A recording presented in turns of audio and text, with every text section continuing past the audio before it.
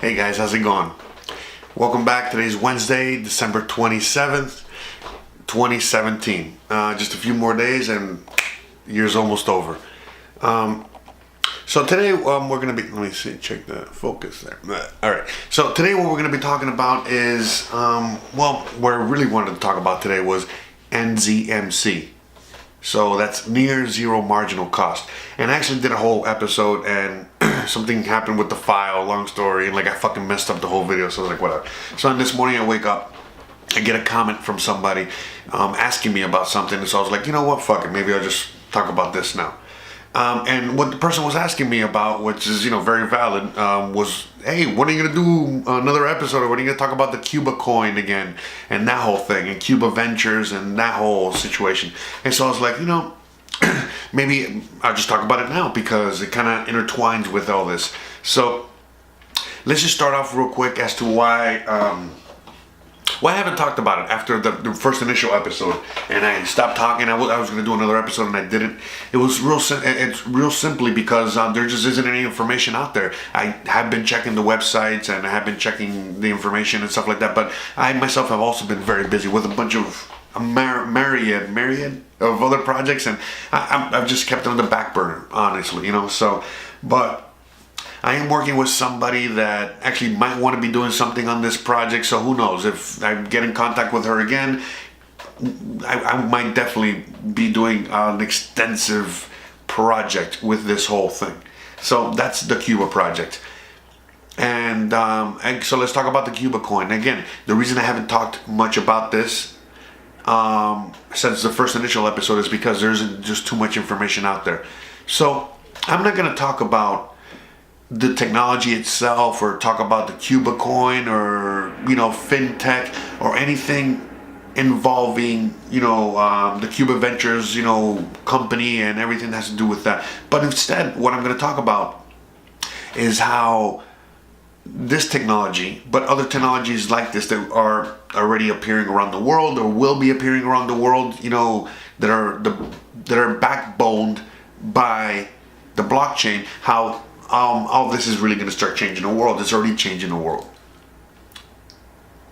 Smoke them if you got them, right?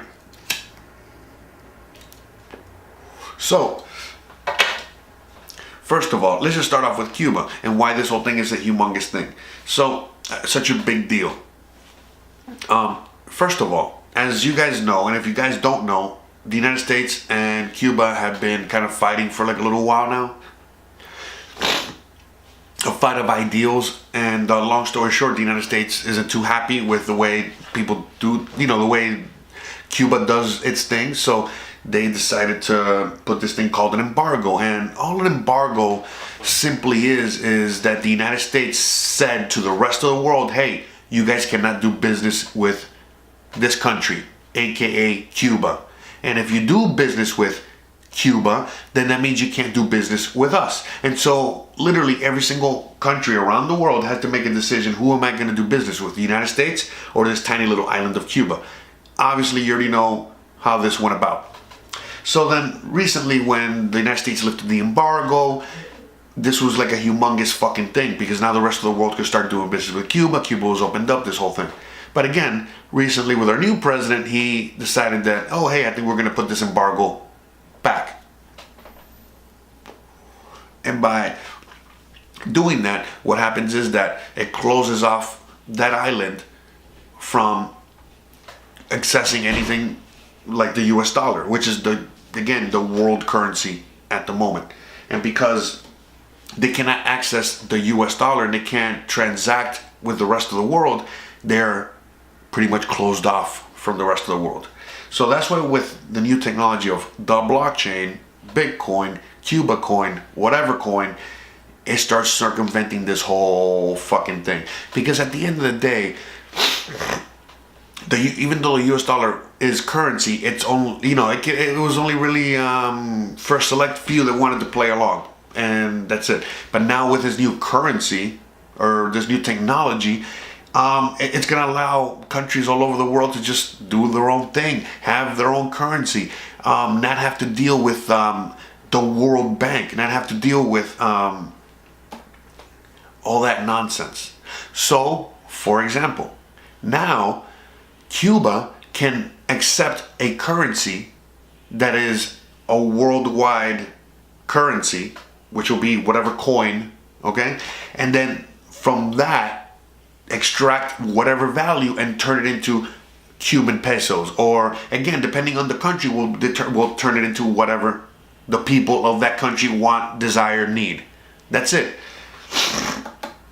And so this is a very, very important moment in human history. There's a very important moment in everything. I mean, right now, when we talk about the wealth transfer, this is part of how it's going to happen. Simple as that. Because all the wealth right now, you can look at the bond market and you see that shit's tanking and they're buying and they're whatever. If you see one of my many alarms, anyway, if you see what's really going on, like with the prices of Bitcoin and the cryptocurrencies and that whole space, it's kind of like exactly what I was just saying in previous episodes and what other people have said, and we're seeing it happen.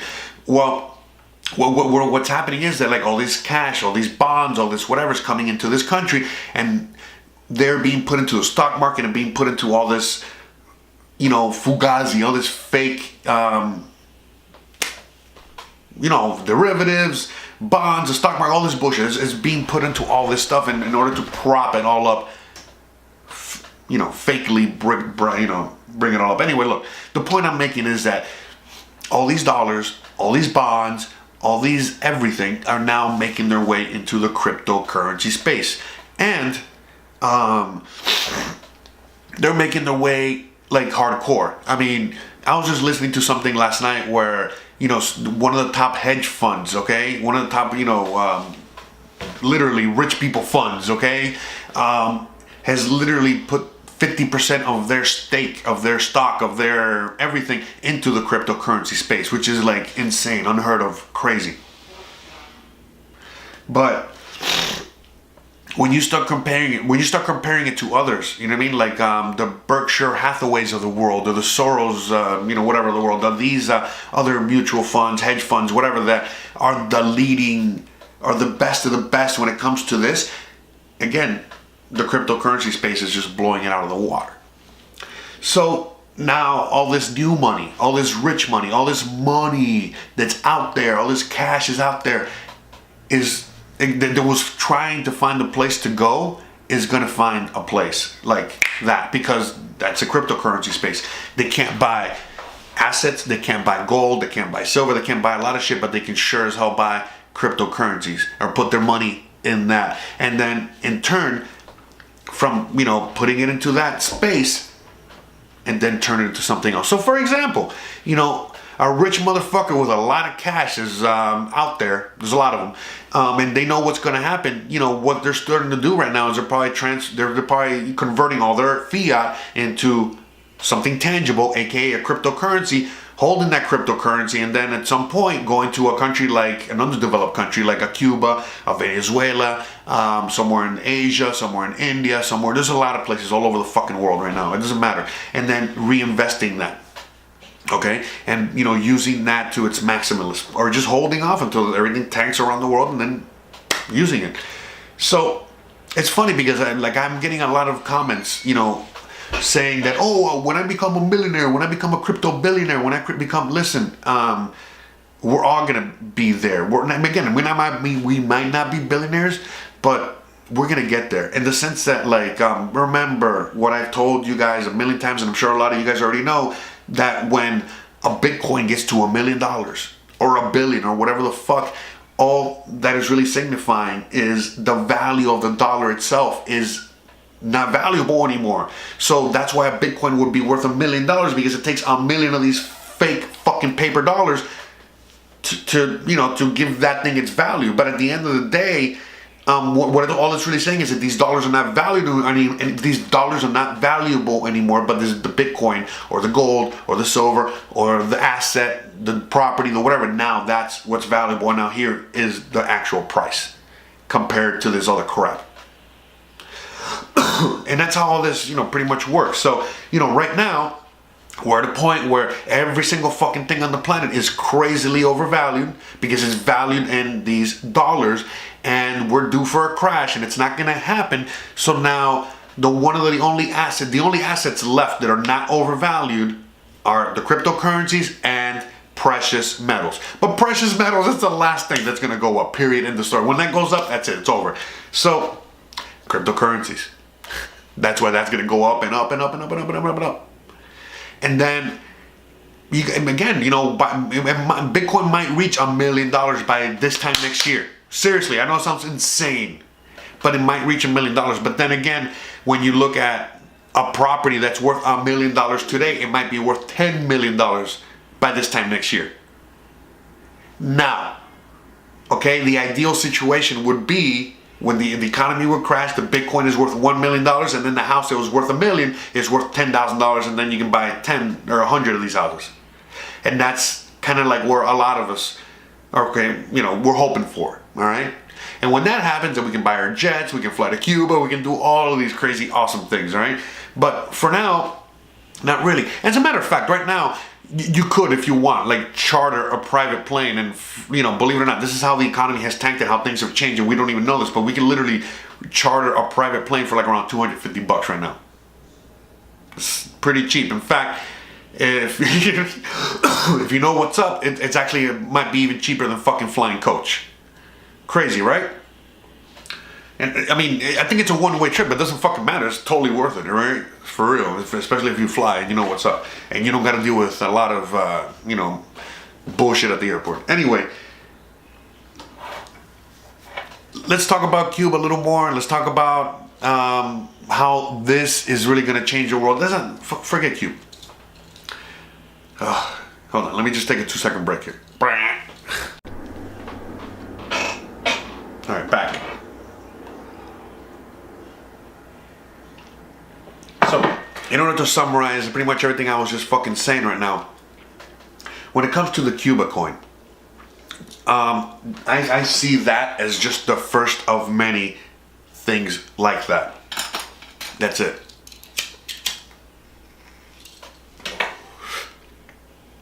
Right now, we are crazy early still with that technology.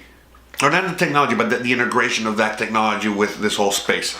But I'm telling you, it's going to revolutionize not just how we do business with that one island, my island, where my parents came from, but how it's going to revolutionize how we humans, citizens of whatever country, do business around the world and with other entities.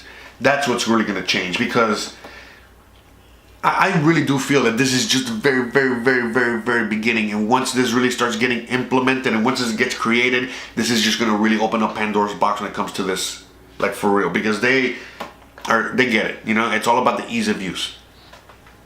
And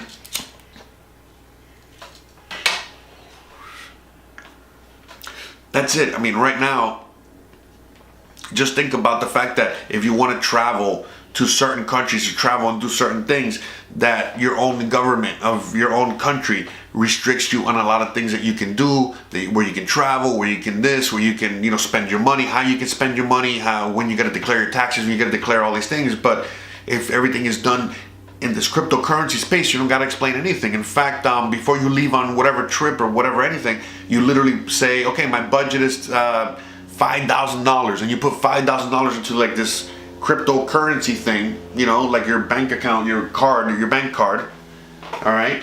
And you do all the things that you're gonna do on your travels, and then you can literally pay anyone, anything, anywhere without any fucking problems. Because again, I'm sure there's a lot of travelers, there's a lot of you out there that travel around the world, and sometimes it's easy, sometimes it's hard. And so with this new technology, it's always easy, because you might be stuck in the middle of nowhere where they don't accept Visa, they don't accept, they don't have credit cards, they don't even have fucking internet.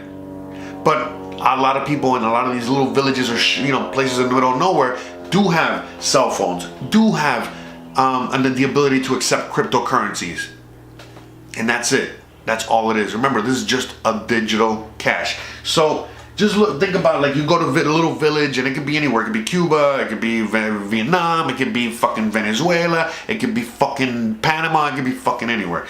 And they don't have any electricity, no power, no nothing. But they have a little business. Let's just say they have a little stand selling coconuts. It doesn't fucking matter. And before, they can only accept cash. But now, they can accept any cryptocurrency. Period. You know, Litecoin, whatever, to buy your coconuts, to buy anything, Dogecoin, whatever, it doesn't matter. And then at the end of their day, they literally, as they're walking back home, they probably stop by the town, you know, through the town village, in which there's probably some sort of Wi-Fi, some sort of this, some sort of whatever, and some sort of little shop, and just they connect their phone to the Wi-Fi, and instantaneously, all the payments that were made throughout the day are now put on their phone into their wallet, and all of a sudden they've gotten paid for their full day's work. Okay? And they only needed internet for a few minutes. So now you see how this technology is going to start revolutionizing the world from the ground up, in the sense of, like, from the poorest of the poor. It's going to start helping first and make its way up. And again, if you're all the way up here, all right, and you know about all this technology, you should be being able to fucking go up here, all right? If you don't, then, hey, listen, I'm not going to fucking feel sorry for you when you fall all the way down, because, again, when you fall all the way down, all the people down here are the ones that are going to go all the way up. So, and we are fucking figuring all this shit out because we want to all go up, okay? And that's all that's going to happen, okay? Again, these transfers of wealth have happened over and over and over again since the beginning of fucking human history, since the beginning of currency, since the beginning of coins, since the beginning of fucking everything, right? Since we were like Romans and before that and all that shit, Greeks.